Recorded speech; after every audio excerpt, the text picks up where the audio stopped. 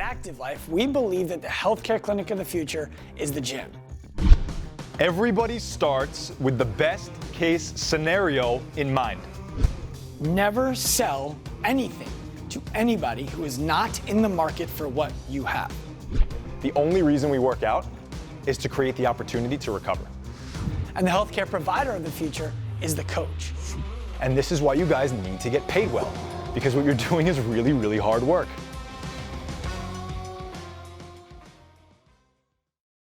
Dana Santos, welcome back to the Active Life podcast. Well, thank you for having me back. I guess I must not have messed up the last time. No, you definitely didn't. I love talking to people who are in a similar space that I'm in, which is helping people move and feel and look better and have the confidence that comes with all of it, who present very, very clearly and very, very well on topics that, frankly, I consider myself to be an abject novice in.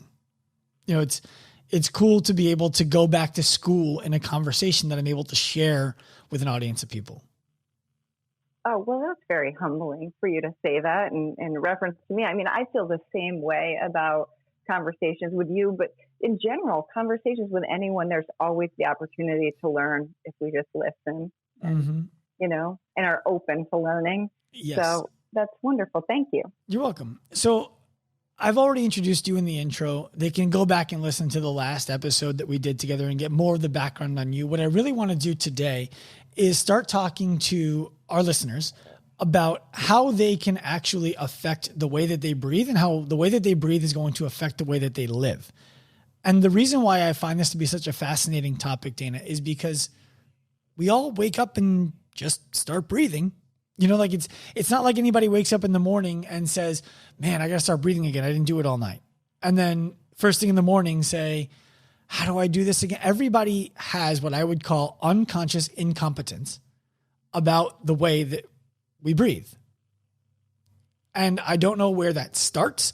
I don't know how that developed. I don't know when it stopped being the natural thing that we do to all of a sudden, I need to focus and relearn how to do something that I was literally born. The first thing that the doctors make sure I can do is this innately. Where do we go wrong? Where does it reverse itself? Oh, well, you just unpacked a whole lot in that bit of intro there. And it literally opened up the can of worms that I often end up opening up with people, especially if I'm getting pushback. It'll be like, well, you know, obviously I'm breathing okay because I'm alive. And yes, on the most basic level, breathing keeps us alive. And if anything, that should shine a spotlight on how important it is. If you stop breathing, you're dead, then it shouldn't be a huge leap to understand that the quality of your breathing then impacts the quality or lack thereof of your overall life, right? Mm-hmm. It's that important. And now, so many people disregard it though, because it is a part of our autonomic nervous system, meaning that it's happening automatically without us having to be conscious of it. But the key here is that it is the only aspect of our autonomic nervous system that we can actually take active control of.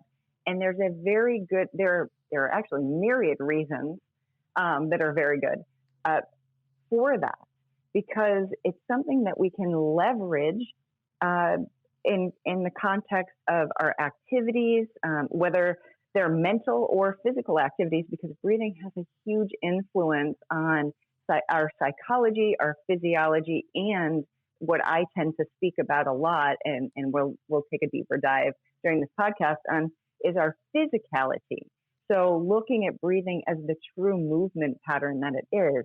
And that's another area that people tend to disregard is that, well, breathing is respiration. So how could it be a movement pattern? Because respiration is a physiological process. So what I like to do is kind of divide the two. If you think about it, respiration, yes, it is a physiological process. Breathing is the movement pattern and the act that brings about respiration. So if you start to look at it as that, then you can better understand, okay, breathing truly is a movement pattern, because now what is our primary breathing muscle? May I just make sure I understand what you said there?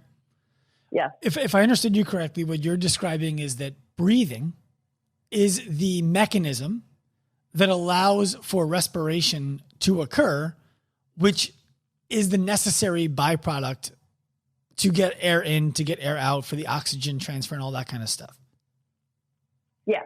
So the action of getting air in and out would be breathing.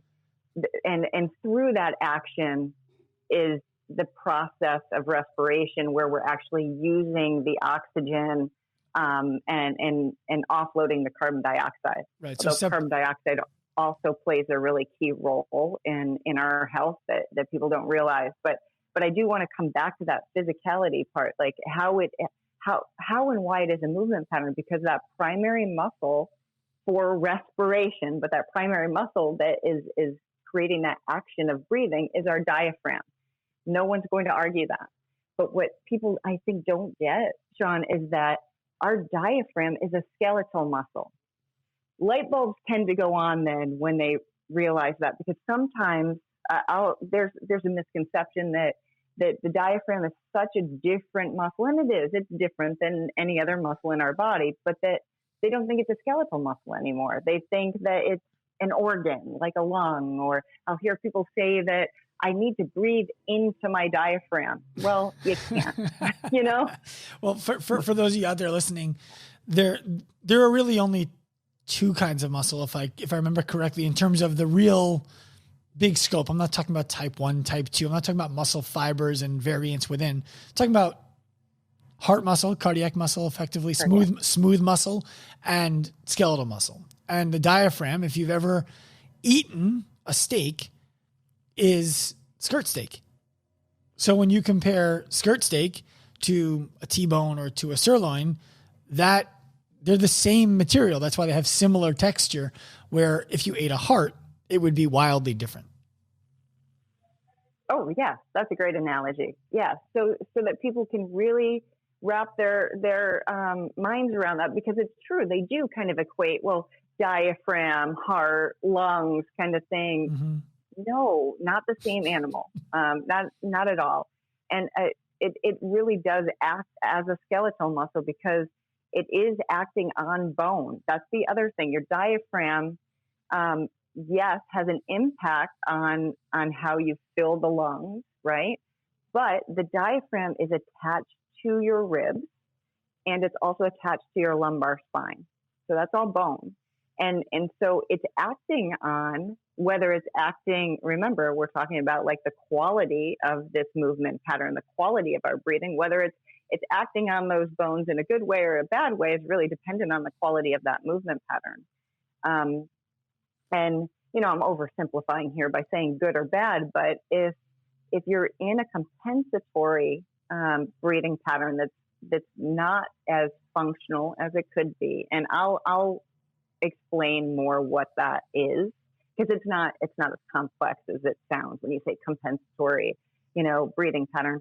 But it's more of that shallow chest oriented pattern. If you're in that for the bulk of your day, and we're breathing 24 hours a day, and we're actively breathing in and out upwards of 20 to even 24,000 times a day. So this action is happening. But if you're in that compensatory, shallow chest oriented breathing pattern the bulk of the time, that means that your diaphragm is going to be stuck in a more contracted state.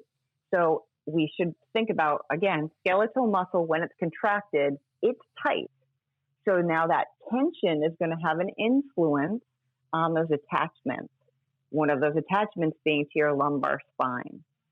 Also at that attachment to your lumbar spine is the attachment of your psoas major. And where those two muscles intersect on the lumbar spine, in cadavers, they're virtually indiscernible as separate muscles.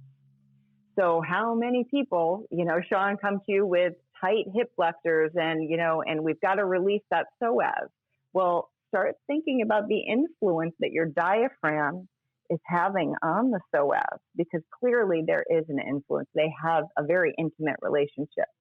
So now, when people start to understand this, then they have a better understanding. It's not such a big leap to get that, breathing is a movement pattern. And yes, breathing does have an influence over other muscles and areas in my body.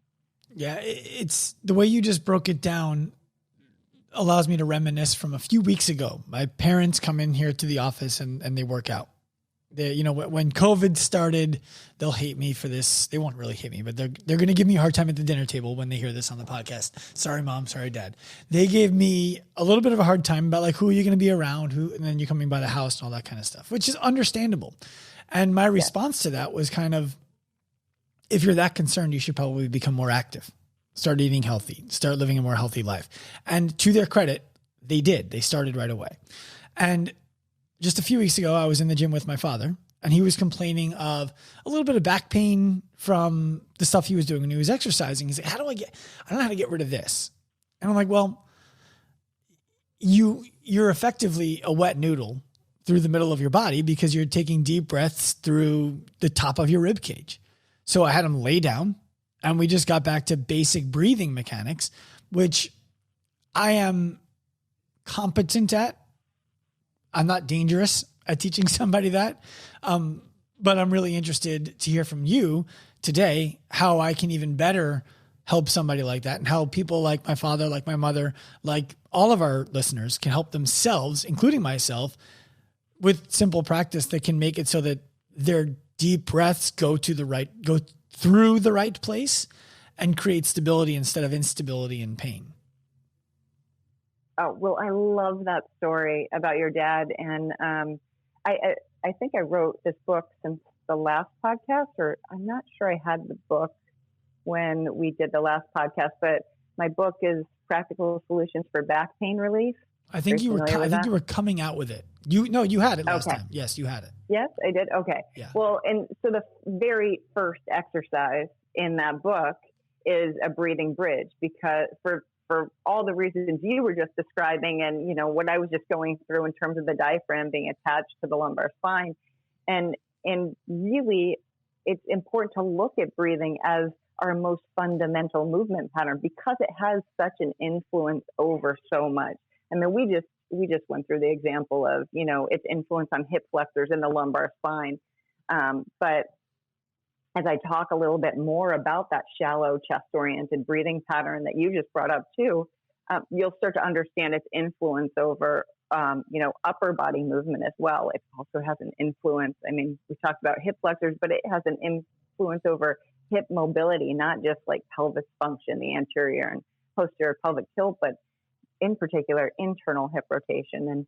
And these are a lot of the things that I go into in that Breathe Better course that I have, the online course. But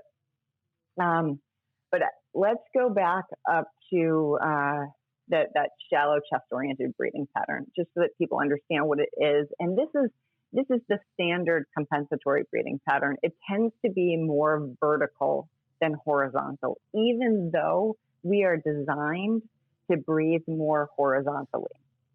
So when you go to the doctor and when the doctor says, take a deep breath, well, it could be the nurse, but usually it's the doctor. Could be someone in the waiting room. It's just usually which would be weird, and maybe don't, especially with COVID right now. Don't take a deep breath around them. But anyway, yes, the doctor says, take a deep breath. And what do you immediately do? Like your shoulders shrug up, right?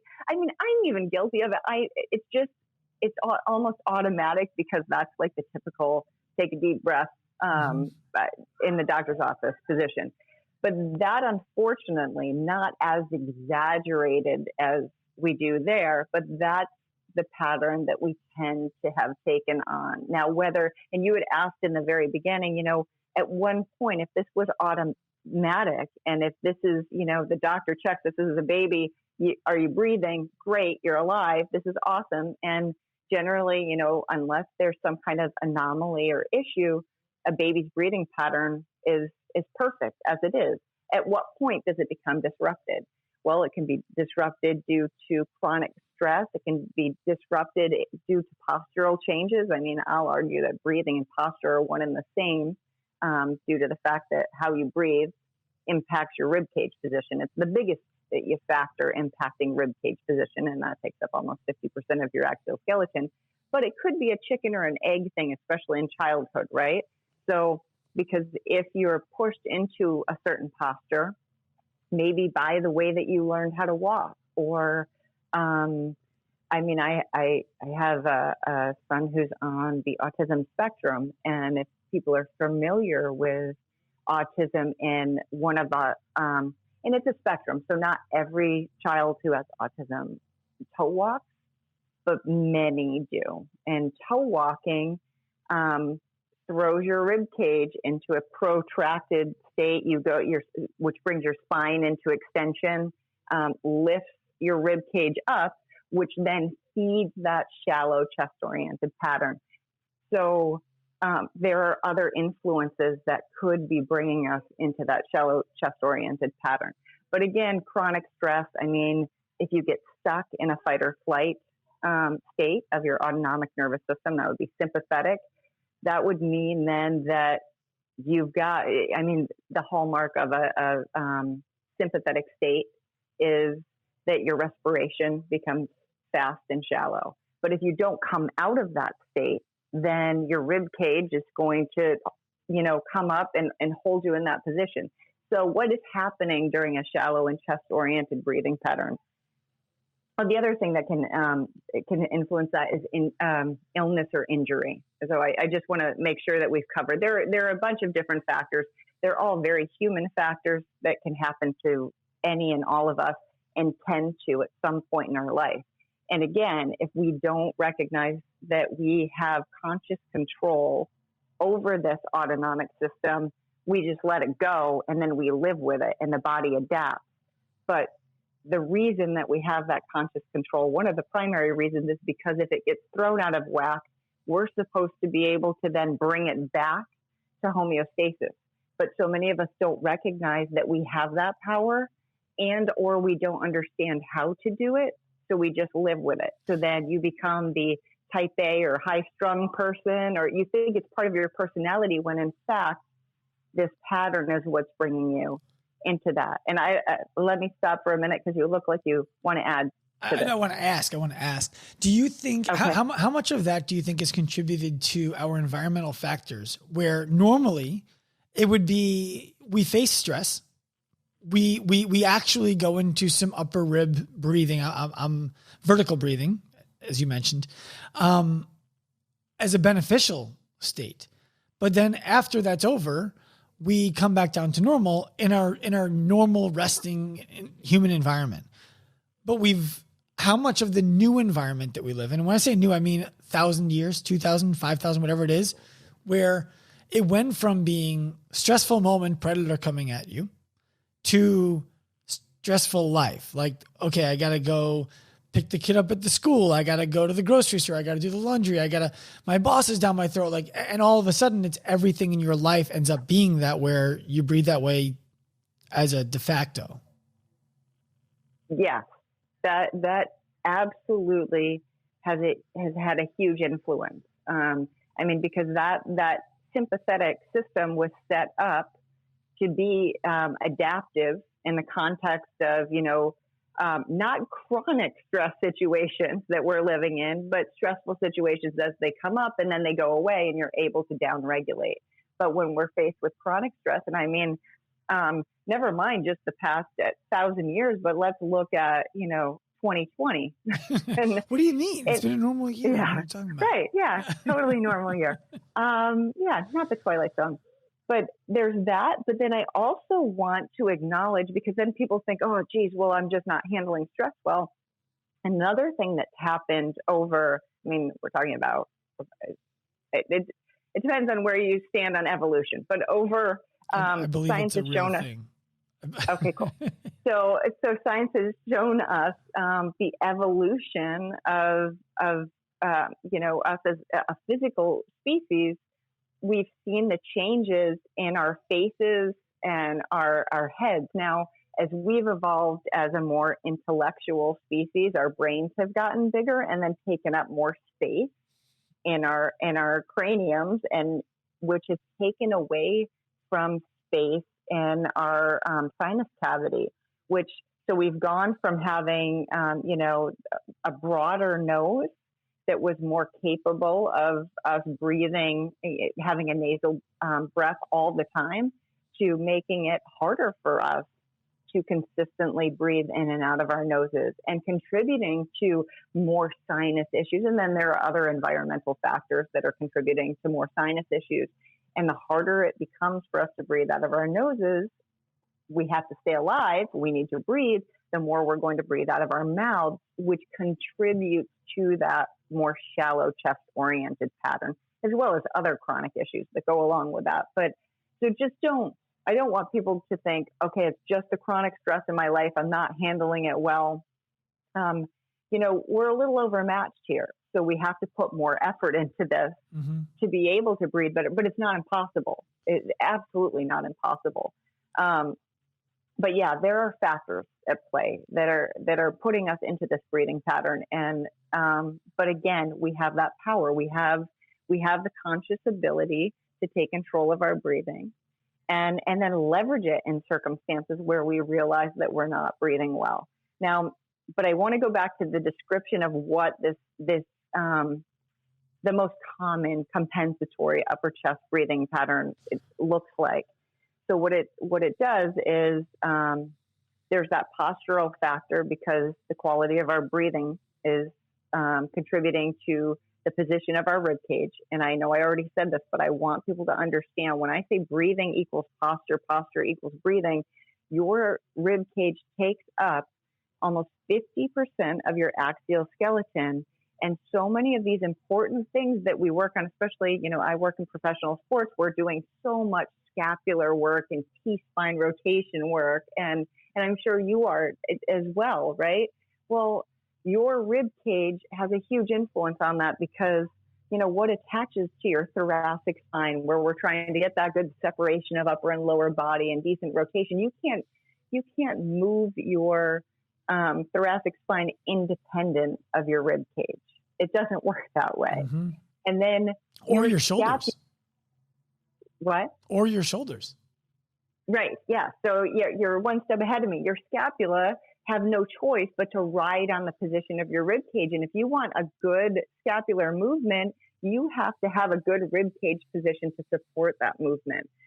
And if your rib cage is pulled up into the shallow chest-oriented breathing pattern, it means that now we're recruiting pecs, anterior shoulders, scalenes, so upper traps. So it's neck, chest, and upper back that we're using now to pull the rib cage up with every breath that we take. And again, broken record, but I like to really hammer this home for people. That's upwards of 20 to 24,000 times a day. Every time you say that, I take a deep breath. And every time I take a deep breath, I'm focused on don't breathe up, don't breathe up, don't breathe up. But now I do want to go back to, because I'm glad you said that, because I wrote this down as you were talking before about, this vertical breathing pattern that we're capable of doing is an adaptive pattern that's actually a good thing. We're just not meant to stay in it. Right. We're supposed to be able to, in times of sympathetic stress, be able to take on that pattern to stay alive and then be able to come back out of it. And I also work with special forces and military people and first responders. And so folks that have to have on restrictive gear.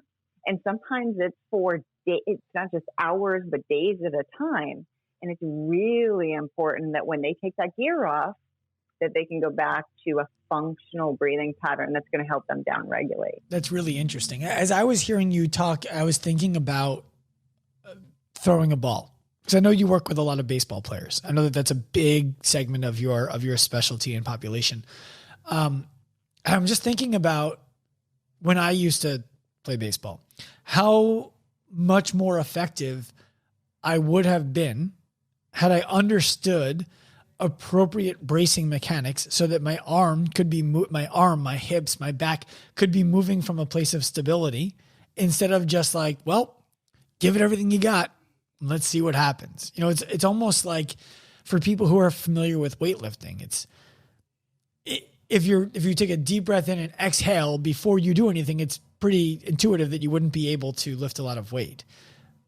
But I can't imagine how much more people probably should be prioritizing the stuff that you talk about if they truly want to be able to perform at a high level, because it takes time to automate this stuff. And when you're out on the mound or when you're running around chasing somebody or being chased by somebody, you don't want to be like thinking about your breathing. You just want it to happen. So, right. So what is a day in the life of an athlete who you're working with look like if they're following the recommendations that you're making to make sure that they're automating these processes? That's a great question. And the cool thing that I have found is that by integrating positional breathing exercises, particularly just the basic breathing bridge, and I'm going to break this down in a little bit for you guys into just starting to mobilize your ribs, because that's the key. I mean, that's the key to getting the diaphragm to work. But I don't want to get ahead of myself here. I want to answer your question is, by adding these exercises into their warm-ups, they're already training, right? So we're integrating it. It's not really something extra. We're talking about, a 2 to 5 minute commitment, depending on what exercises we're putting into their strength and conditioning program.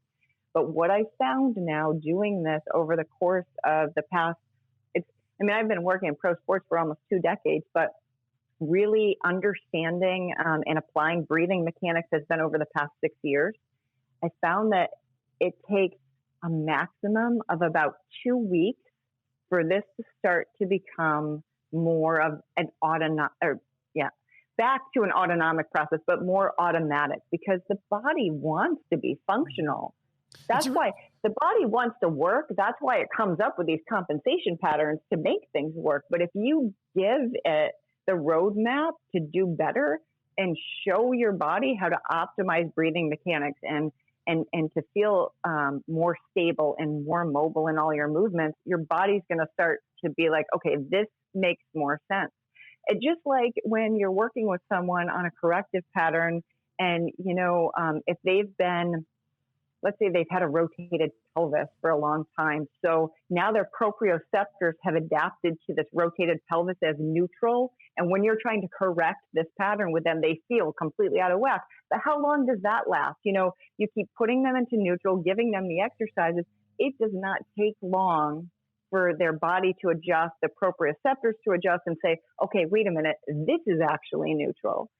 So the same thing happens with your breathing pattern. That's a really inspiring thought that I want people to take in for a moment. I want to make sure we don't gloss over that. What you're describing is that people who are listening to this who have noticed their breathing in the last 30 minutes have been like, oh man, I'm doing that too. I'm taking a deep breath up through my shoulders and I'm not even stressed. I'm not in a sympathetic state. How do I fix it? This is going to take so long. Forget about it. You're saying 5 to 10 minutes a day intentionally for 2 weeks. And then it becomes something that our body creates as an autonomic habit. And then we can just go back and check on it every once in a while and continue to improve it. Is that true?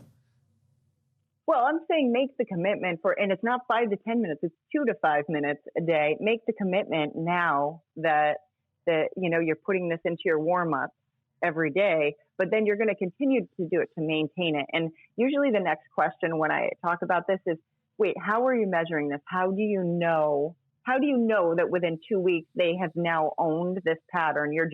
Is this just, observation? No, I want to go back to when you said when you were playing baseball, you wished that you had this information. And so I do a lot of work in MLB. And one of the things that we'll do is prior to doing our breathing exercises, I'll do a measure of internal and external shoulder rotation. Because when you're stuck in the compensatory shallow chest breathing pattern that we've been talking about, and you're recruiting pecs and anterior shoulder, neck, and upper back, that means that those muscles are going to be tight. Now, and they're going to be tight because they're actively being used as accessory breathing muscles. If you start breathing where you mobilize your ribs, as soon as you do that, you're going to turn off all of those muscles as accessory breathing muscles and give them back to their primary roles, which is going to help you throw the ball better. So there's an immediate change, Sean, in internal and external shoulder rotation after just doing a couple of sets of 5 breaths where you're doing rib mobilization. And I tend to do it in this breathing bridge, but the way that I'm going to explain it to you guys, you could do it from any position as long as you're just moving your ribs.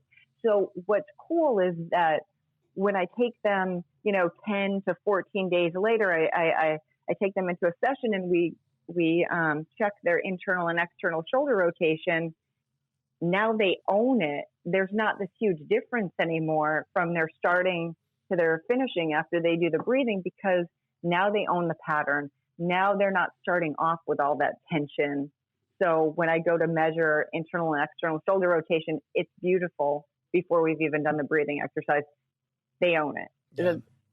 That's the key. And for another example of that, just to further pile on to what you're saying there, I've seen patients of mine, I no longer see patients, but when I was seeing patients, now clients, who suffer from headaches, and will look at the way that they're moving and determine that a strong likely cause of the headache is the fact that they're stuck in a compensatory breathing pattern, and using muscles that are accessory to breathing. So they're living with their shoulders up, and now their scalenes are tired. Their SCM even is tired. Oh, yeah. They're dealing with headaches because, frankly, the muscles who are responsible for keeping their head where it's supposed to be and not breathe are overworked from doing something else. So I want to make sure that those of you listening to this who are not professional baseball players also understand that there's a very real value to you. And to go back to one more thing before we come into the bridge, because I would love to go there next, it occurred to me that as people think, well, I'm breathing fine, right? I'm normal. I feel good energy and all that kind of stuff. I would like you to think about it kind of like somebody who walks around town with a little bit of a weird limp. They might not even notice that they have a weird limp, but when you watch them walk around, you're like, man, that person walks weird. But if you ask them, hey, do you want to change the way that you walk? They'd be like, no, I get from home to where I want to go. But you recognize, whether you're a coach or not, that there's something inefficient about the way that they're getting from point A to point B. I imagine that that's the way that you're able to see people breathing and sitting and moving around as it pertains to their breathing. Oh, yes, for sure. And I love your example, by the way, of the headache, because it reminds me too, and this has happened time and time again, TMJ. I've had people who have, jaw issues. I see changes in people's faces after this, because it really, as much as, we're talking about this compensatory, chest-oriented, shallow breathing pattern, which muscles of all of the muscles that I've named in the upper body that we use accessory breathing muscles, which muscles they tend to accentuate will have, a different impact on where they really hold that chronic tension. Some people, it's really upper traps. Like you see a ton of it in their upper traps. Other times, and it's funny, you mentioned, you'll see someone walking and you notice a limp that maybe that they don't notice. People watching, once you start to become aware of breathing as a movement pattern, people watching is very interesting. Like I'll watch people, when I used to travel before 2020 in the airport all the time, I'd see, people who are breathing so much with their necks that it looks like they should have gills, because it's just, I could watch every breath they were taking, but that has a huge influence on tension in their faces, how they hold their jaws. And so many people have, the beard and the mustache or the goatee that I work with. And that's where you can really see a change. Like I had one guy tell me, I have to shave differently. I used to have to shave to kind of make it look like my jaw was straight, but now it's straight. And then it was actually my facial hair that was crooked. And it was just all we changed was his breathing. And so it's insane. But then the other thing, when you mentioned to the listeners, you don't have to be a pro baseball player to really see the benefits of this. I want to also hammer that home. Of course, I'm going to use an example of pro hockey players, but with them, I'm working on durability. And I have to give a shout out to the Lightning, because I don't know if you know, but I've been the mobility coach and breathing coach for the Lightning since 2011. And in case you're not aware, we did win the Stanley Cup this year. Well, congratulations. I forgot sports was a thing this year, if I'm being honest with you. Oh, really? I was so happy when it came back. The hockey season was weird because it was the wrong time for it to be happening. Yeah. Basketball too. Yes, basketball too.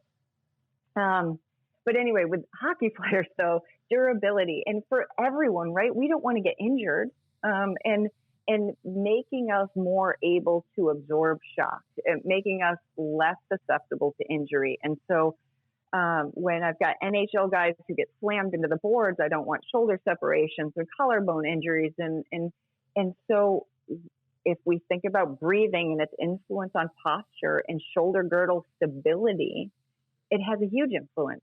So if we optimize their breathing mechanics, then they're going to be in a better position to absorb shock. Same thing with us. I mean, if we optimize breathing mechanics, we're going to have better overall skeletal alignment, better access to all the kinetic chains. We're going to be more durable. And especially as we get older, that is so important, right? I mean, I was trying not to get older, but I keep failing at it. You know, well, no, you want to get older, because if you don't get older, then that means that's true. Stop. It beats the alternative. And I keep telling my 5-year-old, I'm like, you got to stop getting so big. You're getting too big for dad. And she's like, Daddy, I'm going to turn 6. I'm like, yeah, you are. I know. I love that. I know sometimes we just want to freeze them in time, especially at that age when they still believe that we know everything. Yeah. Well, I don't know if my 5-year-old believes that anymore. And my wife, God love her, keeps on saying, like, don't you love this age? Shouldn't we have one more? Like, so we always have one of this age in the house. And I'm like, no, we have 3. It's enough. Oh, goodness. Yeah. 3. But so anyway, I really want to get to the bridge to breathing, because I know it's something that you offer in the Breathe Better 101 course. And anybody listening to this, if you do this exercise that Dana's going to teach you, and it feels like something for you that is valuable and making a change, I strongly encourage you to take a look at everything else that her course has to offer. I asked Dana to break this down for you so that you could have a takeaway from this podcast where you got that little mental flip. Like, okay, I get it. I do need to improve on this, and it can be improved upon. So now I pass to you again. Okay.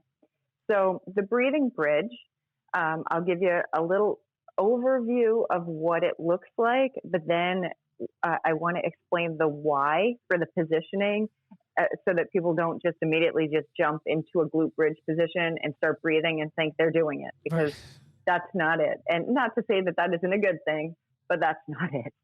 So it looks quite like a glute bridge. However, you're not going to be raising your hips up quite as high as you might in a glute bridge. And of course, we see a lot of glute bridges that are done. Basically, they should just call them a back extension bridge, because they're using their low back, and we want to make sure we're avoiding that. But the reason that I really like this position, and this is by the way, I mean, for those of your listeners who are kind of versed in this, or maybe well versed in breathing biomechanics and familiar with PRI has, the 90-90 hip bridge. And I took 7 or 8 courses in PRI. I definitely have a lot of reverence for PRI, but what I found was, in the context of the work that I was doing, it was it was too complex. The exercises were a little bit too complex. I needed lowest common denominator, be able to, have an impact on a whole lot of people. And also, I didn't always have, if you've seen weight rooms, a lot of times they look like, spin art, and all the equipment's up against the walls. You don't necessarily, have a wall space. Yeah. Right? Mm-hmm. Yes. I don't know. Maybe I'm showing my age. It's just no. I remember it. You remember? We actually, my daughters just did it at a carnival like a year ago. So yes, it still exists. Right. Okay. Yeah. So it throws all the paint, like basically to the ends. So it throws all the equipment all against the wall. So there's no wall space. And so, what is it? Necessity is the mother of invention. And also, I don't always have the luxury of working one-on-one.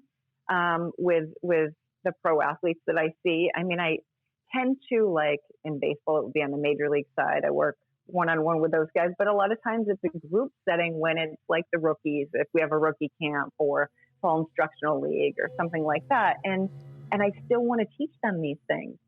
How would I do it if I can't put everyone up against the wall? So I started thinking about, well, what are other ways that I can really create a decent alignment between the respiratory diaphragm, that skeletal muscle that we want to make sure is functional, and the pelvic floor, which also acts as a diaphragm. And I don't want to throw too much out there at you guys, but I want you to understand that, the rib cage and the pelvis, so let's take the muscles out of it for a second. The rib cage and the pelvis alignment and, a synchronicity between the two are very important for function. So if the folks who are listening, if right now, let's not even think about the breath. I just want you to arch your back, stick your ribs out. What happens to your pelvis? It automatically dips into what we call an anterior pelvic tilt. It dips forward and your butt sticks out. But now, and it's hard to do this without the breath. So I want everybody to exhale, pull your ribs in, back, and down, and immediately you feel your pelvis come with you back into alignment because they work in sync. And really, one of the biggest reasons for that is because the diaphragm that's housed, up there in your ribs, attached to your lumbar spine, works in sync with your pelvic floor. And the pelvic floor also acts as a diaphragm. So when you inhale and your diaphragm contracts on an inhale, your pelvic floor, when everything's lined up, will relax. So they don't work doing the exact same thing at the same time. There's a rhythm. When you exhale, the diaphragm relaxes, the pelvic floor contracts. And so if you want to take it a step further, just to understand this relationship, when you jump, right, you need your pelvic floor for that. What phase of breath do we automatically do to effectively jump? If you were doing a vertical jump or a long jump, it's going to be an exhale. It's just automatic, right? Yeah, I can't imagine trying to take a deep breath in as I jumped. Yeah, right? It just doesn't make sense. I've seen it happen before. It can happen. Because sometimes people are completely out of whack, right? I've seen it happen, but it's not effective. So yes, the reason that we exhale is because the diaphragm relaxes and the pelvic floor contracts, and that's going to make you stronger. So what we're trying to do with this breathing bridge position is ensure that we've got a decent alignment of the rib cage and the pelvis, the diaphragm and the pelvic floor, so we can restore that rhythm that they have. So by doing this breathing bridge, we're trying to set that up. Now, the other thing that is so important, and you don't even need a breathing bridge for this, you can do this, at any point, is rib mobilization. And I am like a broken record about that. I talk about that all the time. Move your ribs, because the way that skeletal muscle, your diaphragm, works is that there has to be bone moving for it to function. Just like if you think about your bicep acts, on your elbow, right? To flex your elbow, your bicep contracts and there's a movement, unless you're doing an isometric, and people bring this up. I always have to qualify because people say, well, unless it's an isometric contraction. And I'm like, great. Yes, except we're talking about functional contraction. No one's trying. I appreciate the 2 cents from the peanut gallery. Yay. Yes, but it is true, right? It is absolutely true. However, no one is trying to isometrically contract their diaphragm. There's no function there, right? Unfortunately, we're kind of isometrically contracting our diaphragm when we're stuck in that chest-oriented breathing pattern. Because now, here, I'll give you the information about how those ribs move. So we want to have more of a horizontal movement. We've got the split in our rib cage down here, that infrasternal angle. So if anyone were feeling their ribs, and it's funny, we spend a lot of time investing our time and energy into understanding our phones, but I'll have people who really have never invested time and energy into understanding how their body works. So take that few minutes now, feel your ribs, feel where that split is, understand that there's a split there because those ribs should be mobile. They're meant to move. When you inhale, those ribs should be moving out. So that's an external rotation. So that's why I'm not a huge fan of putting a ton of emphasis on move your belly out, because the action of your belly moving out is happening, should be happening, as a result of this intra-abdominal pressure that's created when the diaphragm is coming down to help pull the air in. So it's pressing on the organs. And people say, fill your belly with air, but that's not what's happening. That's not what's happening at all. So let's stop. Let's try to stop using those kinds of terms, focus more on we're filling our lungs with air, but we're contracting our diaphragm because those ribs are moving out and facilitating that movement of the diaphragm flattening and coming down to pull the air in. So that's the contraction. That's the inhalation. Now, once those ribs have moved out into that position, and some of you are going to find that your infrasternal angle, instead of being at 90 degrees, kind of when you're resting, is actually wider. That's telling you a little bit about your breathing pattern. That means that your diaphragm's stuck in a contracted or at least semi-contracted state all the time. And then you're recruiting those muscles we've been talking about, pecs, anterior shoulder, neck, and upper back with that vertical breathing. So you're saying it's okay. I want to make sure I'm understanding that. And for those of you who are listening, who are trying to find the infrasternal angle, if you basically just trace your fingers down the bottom of your sternum, and then where there's a gap underneath your sternum, it gets soft where the ribs no longer are there. If you now follow your ribs, it'll be like an upside down Y, right? Like a road cone, if you will. Now, or like your logo. I'm looking at your shirt. Yes, like our triangle. It's a triangle. That's right. Yeah, there you go. So my question to you is, you're describing people effectively losing that angle. And is that what you're saying? That it would be almost more of a flat situation? Yeah, it becomes very wide. Okay. Yes. And some of you, don't be alarmed, but you might find that your angle is kind of lopsided. And maybe it's higher up on the left than it is on the right. And these things are all normal. You're still a human being, totally normal, and it's totally fixable. So I don't want anyone freaking out about that. We call it rib flares. Right. It's okay. We're going to work on mobilizing your ribs, and we're going to change that. Those ribs are designed to move. They don't have to be stuck there. And what's really important, and I can't stress this enough, is when you think about breathing, stop focusing so much on the inhale. The inhale will happen automatically. If anything is automatic about breathing, it's the inhale. Trust me. It's the exhale that we really need, because here's where all the magic happens. When we exhale, that's when those ribs, if you feel like they're stuck right now, that's when those ribs will move.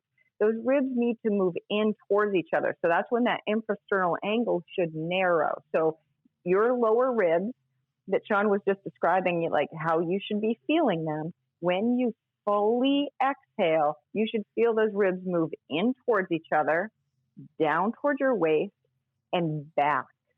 So back towards your back, right? And that will essentially give you the space now for your diaphragm to relax. And this is important. The relaxed state of your diaphragm is pretty much what we see in every drawing of a diaphragm. Most people see it as a dome. That's the relaxed state. That's the state of an exhale when your diaphragm is domed like that. But the only way the diaphragm can dome, because remember, it's attached to those ribs are pulled out and stuck, then the diaphragm is pulled out and stuck. Those ribs need to come in to create the space for that diaphragm to dome. And as much as your diaphragm is relaxing, in order for us to make that happen, when we're training our breathing in this breathing bridge position, or even if you're just sitting there right now trying to get your ribs to move, only your diaphragm is going to feel relaxed. You're not going to feel very relaxed, because you have to use your core, especially if those ribs have been stuck. You have to use your core to pull those muscles in. And the primary core muscles that you're going to be looking at would be your internal and external obliques. So you're going to feel obliques. I know everybody always wants to talk about intercostals, but it's hard to talk to your intercostals. Don't worry about them. You know what obliques are. Intercostals are your spare ribs. For those of you out there who don't know what an intercostal is, if you ever ordered spare ribs at the Chinese restaurant, I'm not judging you. Those are your spare ribs. Your spare ribs. That's funny. Wait, so that's the muscle in between your ribs. I mean, you're not looking in the mirror going, oh, let me flex my intercostals. You don't know me, Dana. That's what I do every morning. I get in the mirror. All right, you're going to have to send me one of those bathroom selfies so I can see that. But okay, I can't wait. I'll hold you to it. All right. So anyway, obliques, internal and external obliques. So obliques are going to help pull those in, but then transverse abdominis. So TVA is another thing that people hear that referenced as, and that's really that strip of core muscle that runs horizontal, and that's going to help to bring those ribs in. Oh, it's okay. Someone must be dropping something off at the front of the house. It's all good. Yes, and I have 5 rescue dogs, so wow, that's a lot of barking. But anyway, you have 3 kids, so you still trump me. And 1 rescue dog. Oh, you and 1 rescue dog. There you go. But anyway, yes. So TVA and obliques. So you really, especially when you initially start training your breathing, if your ribs have been stuck, if you've had that pattern, it's going to be a core exercise, and that's okay. That's awesome. I mean, you will still get the physiological impact of the long, deep breath, which is super cool, even though there's all this muscle activation involved in training our breathing. And I also like to call them breathing abs, because your core muscles will show up for you, because remember, you're taking upwards of 20,000 breaths a day. So if you start to optimize your breathing so that there's this rib movement and you now actually have access to those muscles. Don't worry about the dogs. I have a can that has a few pennies in it, and it's the symbol to the dogs to stop barking. We know everything's okay, and then they should stop. That's little impressive. Dog training for you guys. That's impressive. Yeah. If that works, by the way, if it doesn't work, it's totally fine. It's podcasting in 2020. And if it does work, I'm wildly impressed. I'm hiring you to be the dog trainer if you're for hire. Oh, no, don't hire me. No, I learned that from a dog trainer that you should hire. But anyway, yeah. So where were we? You were talking about the ab breathers. Yeah, they're breathing. Yeah, so they're breathing abs, and this is a real thing where I mean, we can make abs show up that maybe you haven't seen, because it was a postural thing. I saw this just last week. I worked with my first bodybuilder ever. I mean, I generally work with performance athletes, and performance athletes, and I've never really seen a body that worked quite like that. But they had that compensatory breathing pattern that was contributing to what I've heard people describe before as kind of open bowl syndrome, where they have that extension, and then. But he was so strong, and he'd been training his core, but he wasn't maintaining in his posture. So I took him through a breathing bridge, and we actually took a video as he was doing the breathing bridge.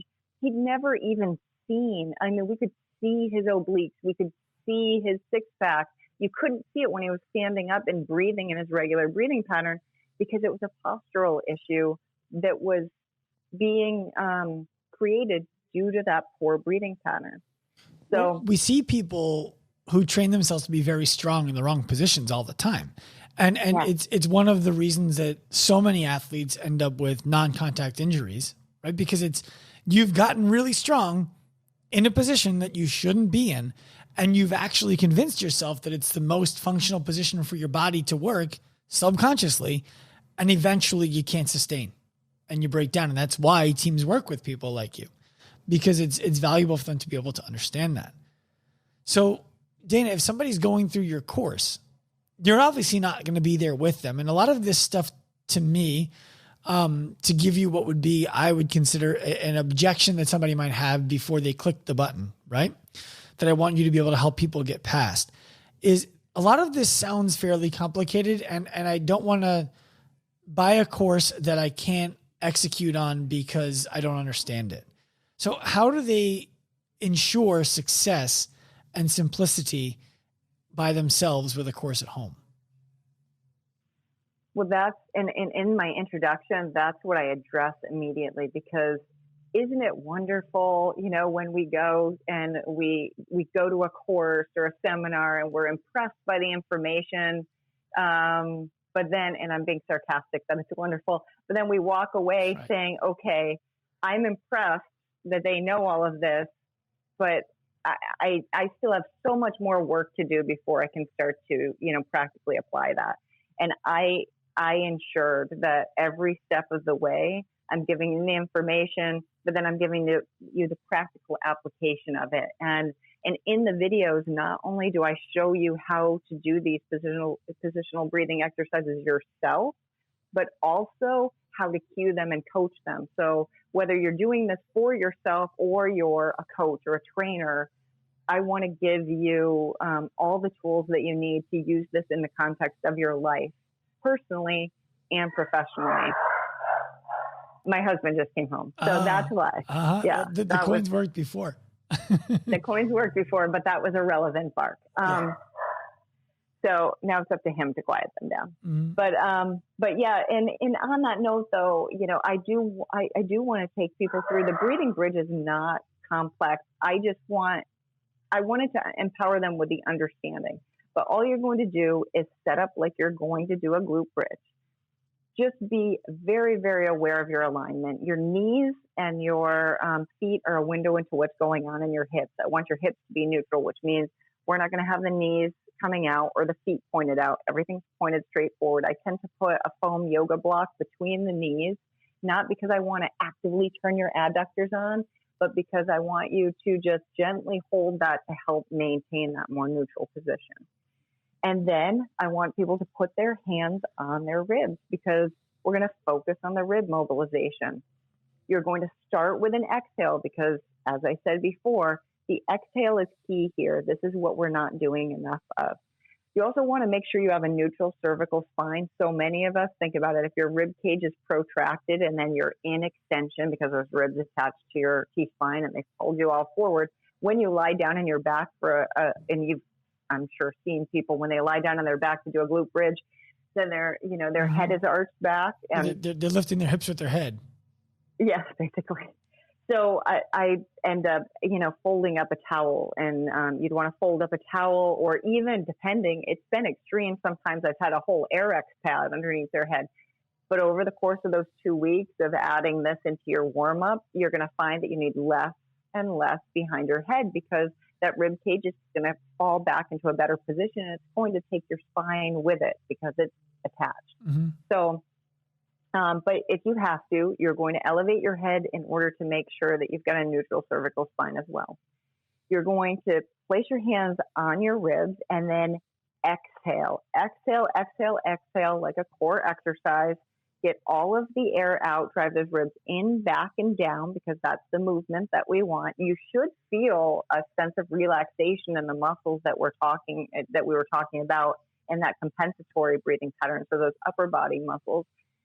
And then at the end of that exhale, without taking any breath in, I want a posterior pelvic tilt. That's where that TVA comes in again, because that's going to help you with that posterior pelvic tilt, and you're going to have your glutes turned on as well. I want more glutes than I do hamstrings here. So we really feel that. You're going to feel hamstrings. It's going to happen, but really try to get that posterior pelvic tilt. That's going to start to line up the ribs and the pelvis, the diaphragm and the pelvic floor that we talked about before. So once you come up 3 or 4 inches, just enough to get you out of any extension that you were in. Then you're going to take 5 breaths focused on inhales that move the ribs out. And that should be happening more naturally. Where you really have to activate is on those exhales. The exhales should be longer than the inhales. I generally don't apply a count to breathing bridge until after the first few times where you've started to get the ribs to mobilize. So just think about, almost double the exhale of the inhale. You take 5 breaths, you come back down, take a little break, 15 or 30 seconds. People generally need to take the block out between their knees, even though we're not trying to activate adductors. They end up really activating adductors because they want to let their knees fall out and open up their hips. So give their adductors a little bit of a break. One of the things that I mention is during that break, though, don't take your arms over your head because you might not even be thinking about it and naturally just take one arm up over your head. And you know what you're doing unconsciously, subconsciously, is that you're pulling yourself back into that extension so that you can come back to the breathing pattern that you're used to.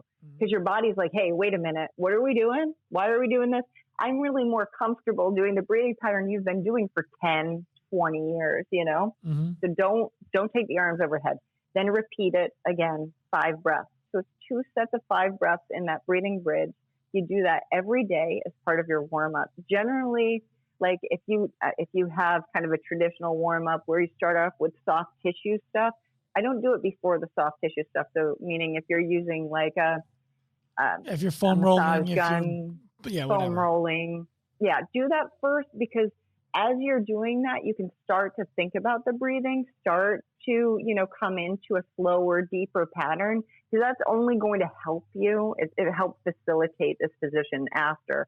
Also, if when you do the breathing bridge, you notice I'm really having trouble turning off my upper traps, or then use, whatever your soft tissue tools are to give extra attention to those areas. Maybe it's your pecs, maybe, whatever tools you use those tools to help inhibit those muscles that tend to be overactive in that pattern, because that's only going to make the breathing bridge work better. So not rocket science. I just like to empower people with the why that goes with it, because when you understand why you're doing something, it's way easier to actually do it. Without a doubt. And more interesting to do it for somebody, which will make them want to do it. Right. Dana, you're a force. And I very much, I'm honored that you decided to come back on the show again. And I feel privileged for the opportunity to speak with you about things that you are so world-class in, and have your undivided attention besides the dogs barking a little bit, which I have people behind me too. Thank you so much. We will put a link to the course for anybody who would like to take it in the show notes. And I would highly encourage anybody who wants to learn more about the way that their body is functioning and optimize it for, frankly, it's priced at such an easy opportunity for somebody to take advantage of it. Oh, well, and I don't want to neglect that I did set up a discount for your audience. So I set up a $20 discount, so they get $20 off if they use the code Active Life. And so it's just all lowercase, one word, Active Life. And they'll get $20 off. So that makes it $99. Not bad. $99 for a new set of lungs. Can't beat it.